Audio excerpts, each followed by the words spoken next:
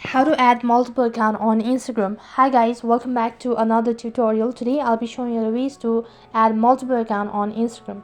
So in order to add multiple account on Instagram, first thing first, what you need to do is you'll need to update your application and log in into your Instagram account. So it's quite simple. So all you have to do is go to your profile once you're logged in, and after that you need to tap on the drop bar icon, go to settings and privacy.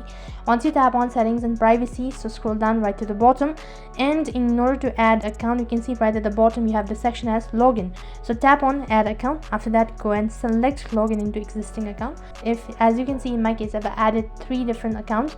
So if these are not the account, then tap on switch account and entering the credential, that is your email address or your phone number or an username and a password. Tap on the login button. As soon as you've done that, you'll be logged in, and the other account will be added to your device. And go on adding multiple different accounts.